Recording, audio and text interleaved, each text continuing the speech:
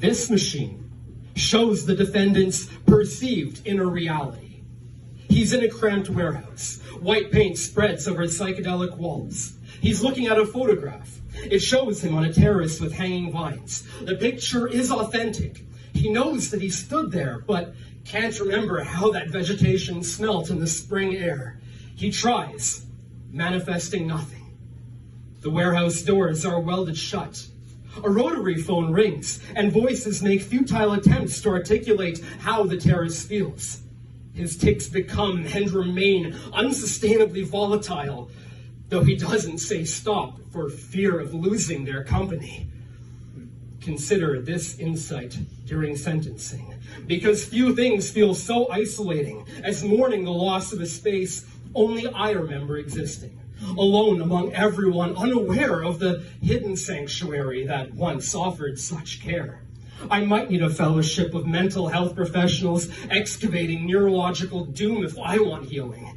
After viewing another world between light's visible spectrum, internalizing its inner workings, its inherent spirit, and then living to tell of the Ragnarok that engulfed it, in a remaining reality made up mostly of the majority seeing light frequencies normally, who find my rarely told tale of ultraviolet loss too abstract and exotic to feel with any level of relatability.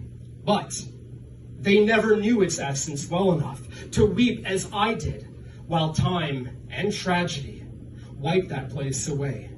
So I say to those who vandalize ladders, what part of looking down disturbs you enough to kick out rungs after climbing them? I don't believe it's a wish to not go back, or some twitch set off by vertigo, as much as fear of a view depicting your formative, imperfect years. The slips and strained grips prideful climbers wish they could erase from tales of their formulation, elevating myths about deserving to stand alone atop great cliffs, resisting the urge to leap over out of guilt after seeing beaches filled with every body that fell. In the fog of distance, enabling the delusion that a shore's dark spots are only insects on lower scales of evolution. Higher up, there was a time when star barons sowed subtle writing through heavens high above any earthbound heads. It was enough in an era that eventually ebbed into new sets of nebulous notations that needed to be plainly spelt out in searing starlight. But still, people down there didn't alter their demeanor. So, priests out of space passed through a purple dusk in gear of gray robes below gyroscope wreaths. They looked all around and found how the humans deleted their sight in an act of blind fear, or what they felt was their only remaining way of resisting an incalculably vast and egotistical will. A letter from Lucifer to the genociders of the world reads, I saw what you did there as I stood nearby admiring your bold strategy. One step back and two ahead. Widen your range, kill them all, then resurrect only who's requested by popular demand, according to supply chains you control. Bodies with deviant dispositions keep feeding worms, while your preferred traits become paragons of virtue. And the selection process seems like the will of the people, far beyond the authority of any prosecutable person. There'll be no more attacks or crackdowns, just a set of indefinitely delayed priorities. Then resistance will be seen as an extreme exercise in vain futility, and the strongest calls to stand down will come as expressions of care for one's safety. Today, you can't hunt a target openly. Even excuses on official letterheads smear as if soaked in rain, while bearing the weight of experienced history, where minds are getting wise to the trajectory of a hammer swung directly. That's why the delicate art of a deceptive hammer throw is important now, for connecting their catching capabilities to the intent of what you hurl, from behind a veil of only meaning well, and the sturdy defense in believing you alone are not responsible for what they failed to receive.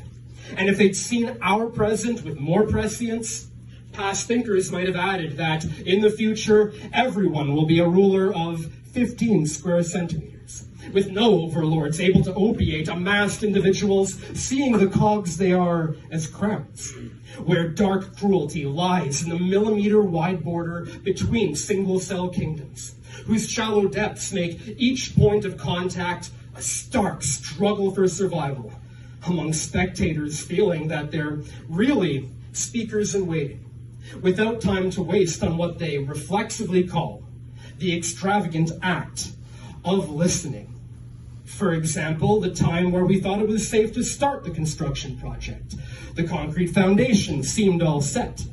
We didn't realize how 4-hour planning meetings with poker faces evaporated trust. And then every department had rushed ahead, secretly building private places beneath the communal layout of given blueprints. They made hidden subterranean halls and airtight headquarters in honeycomb gaps under poured cement, so a lead architect hangs their head, then goes quiet before staring blankly beyond the fourth wall when that conceived cross-disciplinary temple collapses through the thin cracker of its base. With so many hollow cavities below high promise, every floor folding and falling into the one supporting it in an updated House of Usher. If the last family descendant had enough engineering knowledge to experience the extra tragedy of predicting cataclysms they still can't stop or even prevent. Now, that traveler encounters their contemplations alone, beyond the convent's borders. Their nomadic road unspools from never knowing whether peace is earnest or only a case of someone taking years to charge an atom-shredding attack, meeting morality with total apathy. Is it birds chirping in spring, or a ticking countdown to cooling heat death coming around? The resultant radioactive realm of reanimation touches reassembled monsters and stuffed animals sewn back together with sparks of violent fury. But teddy bears and their kin twist rusted garden tools into a victim's flesh with more malice than monstrosities who remember what it was like when they were hunted down, who aren't haunted by torturous memories of lives that were once warm with adoration. Leave it for linguists to figure out if summoning a ghost is the same thing as raising a corpse. That conjuring's key step doesn't require skilled incantations as much as standing in a graveyard, while simply insisting that you'll pursue plans on which the dead did not follow through. Before spiritual egos orbiting corporeal forms do what they do best, by rising to great heights purely out of spite, but also into cloud cover, concealing a clear, fulfilling view of just how much growth they've really gone through. Like the case of my former neighbor, where I didn't ask a sound engineer exactly why my window cranked open, amplified distant sounds in the direction of where it went ajar.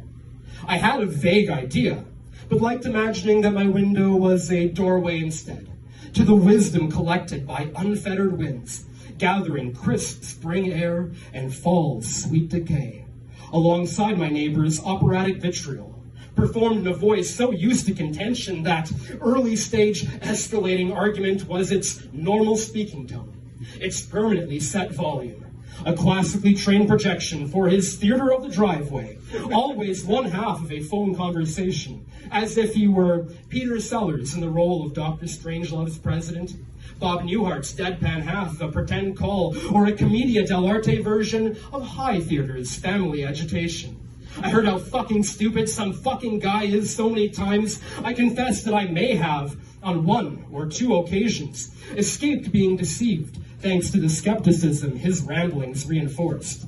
And that maybe, here or there, I found it inspiring to hear a gaunt, skeletal man declare so confidently that he's not afraid of anyone, in a stiff breeze that might blow him over, while also carrying on the seed of that determination to germinate in whoever dares turn their ears towards the white noise of the wind. Thanks so much.